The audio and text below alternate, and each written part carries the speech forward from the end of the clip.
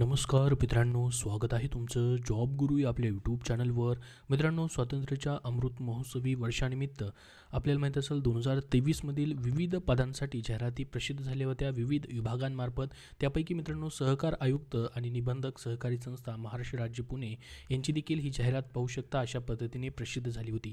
यासाठी तुम्ही जर फॉर्म भरलेले असतील तर त्याविषयीचं महत्त्वाचं एक परिपत्रक मित्रांनो ऑफिशियल वेबसाईटवरती प्रसिद्ध झालेलं आहे.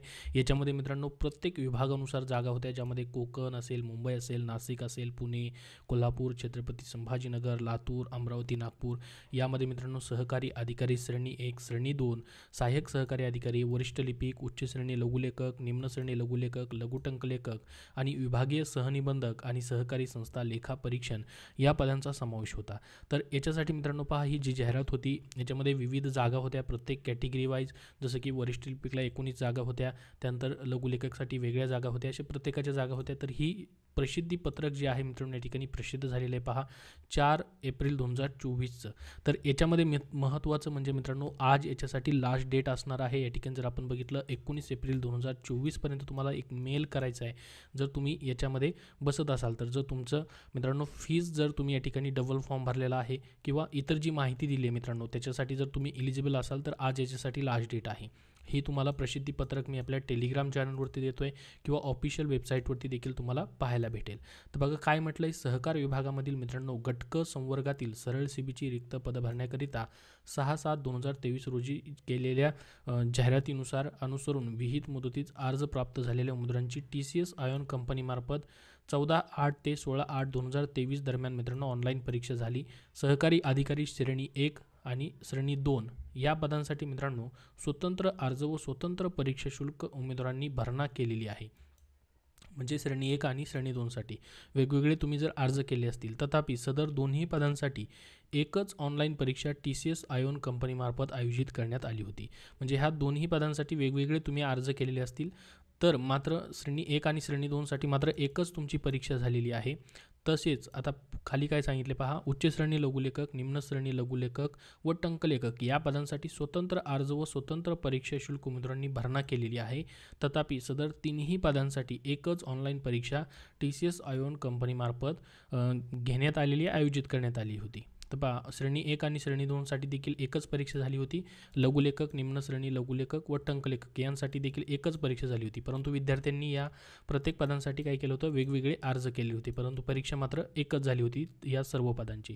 म्हणजे याप्रमाणे सदर पदांसाठी स्वतंत्रपणे अर्ज व परीक्षा शुल्क दुबार तिबार अदा केलेल्या उमेदवारांचे परीक्षा शुल्क परत करण्याचा निर्णय घेण्यात आलेला आहे. तर ही या उमेदवारांसाठी गुड न्यूज असणार आहे.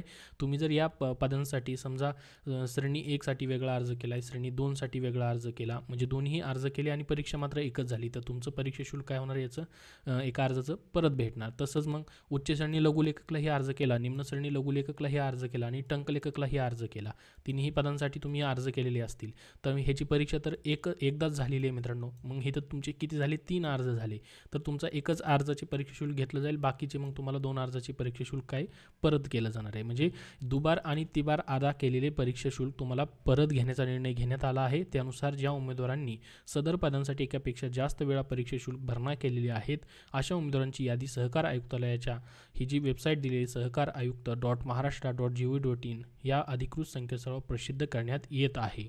आणि ती यादी देखील तुम्हाला इथं पाहायला भेटेल. पहा सहकार अधिकारी श्रेणी 1 आणि सहकार अधिकारी श्रेणी 2ची यादी इथं आलेली आहे मित्रांनो. ही तुम्ही PDF फाईल ओपन केली की पाहू शकता. Common candidate fee return list आलेली आहे पहा या ठिकाणी.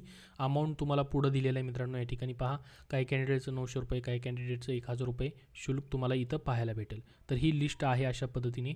जवळपास मित्रांनो किती 82 पेजेसची लिस्ट आहे आणि 4377 विद्यार्थ्यांची लिस्ट आहे मित्रांनो. एवढं अमाऊंट जी आहे परत केलं जाणार आहे. तर याच्यामध्ये तेच सांगितलेलं आहे त्यांनी, ही यादी प्रसिद्ध केलेली आहे. तरी सदर यादीतील उमेदवारांना या प्रसिद्धी पत्रकाद्वारे आवाहन करण्यात येते की परीक्षा शुल्क परत करण्यासाठी आपले बँकची तपशील अचूक माहिती खालील नमुन्यात DGR Pune.recruitment2023 हा जो ईमेल दिलेला आहे याच्यावरती मित्रांनो 19 एप्रिलपर्यंत पाठवायचे आहेत. म्हणजे आज याची लास्ट डेट आहे मित्रांनो. काय करायचं तुम्हाला, एक पेज मित्रांनो घ्यायचं आहे, त्याच्यावरती तुम्ही टाईप करू शकता किंवा ॲप्लिकंट बँक डिटेल्स म्हणून तुम्ही याची देखील प्रिंट काढू शकतात.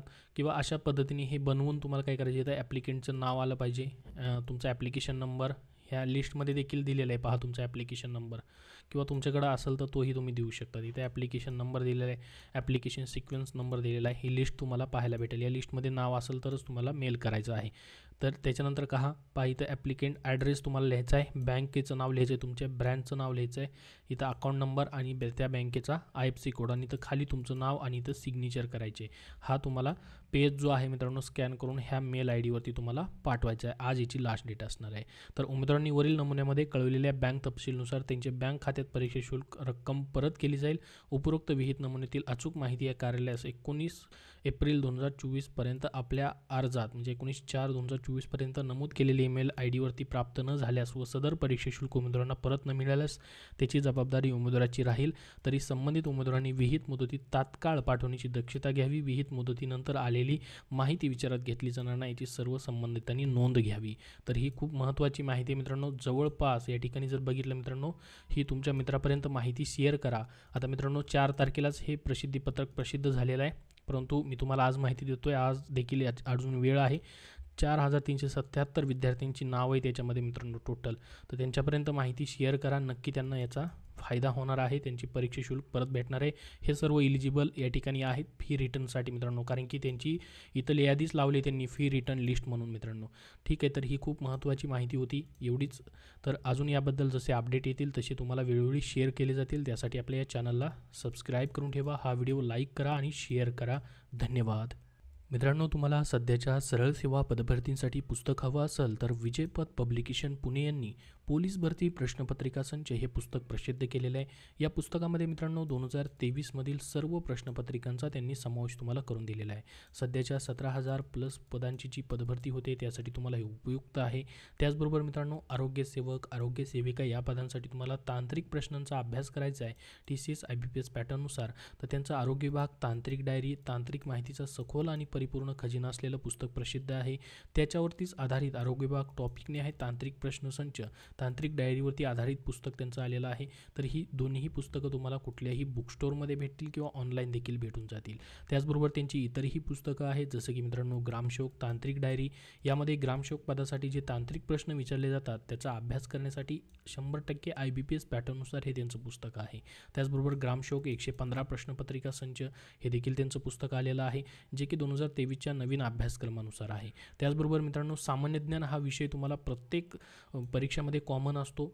त्याच्यासाठी मित्रांनो तुम्हाला पैकीच्या पैकी गुण घेण्यासाठी TCS IBPS पॅटर्ननुसार किंवा TCS IBPSने आत्तापर्यंत घेतलेल्या मित्रांनो 400+ प्रश्नपत्रिकांमधून वन लाईनर स्वरूपामध्ये GS GK प्रश्नांचा समावेश या पुस्तकात त्यांनी करून दिलेला आहे. हेही पुस्तक तुम्हाला उपयुक्त आहे. इतरही पुस्तक आहेत, जसे की वाहन चालक भरती, ज्याच्यामध्ये वाहन विषयी संदर्भात तांत्रिक प्रश्नांचा समावेश आहे. SSCसाठी देखील मराठीमधून त्यांची पुस्तकं आहेत. तर ही सर्व पुस्तकं मित्रांनो विजयपथ पब्लिकेशन पुणे यांची संपूर्ण महाराष्ट्रामधील बुक स्टोअरमध्ये उपलब्ध आहेत. ऑनलाईन देखील तुम्हाला कुठल्याही प्लॅटफॉर्मवरती भेटून जातील.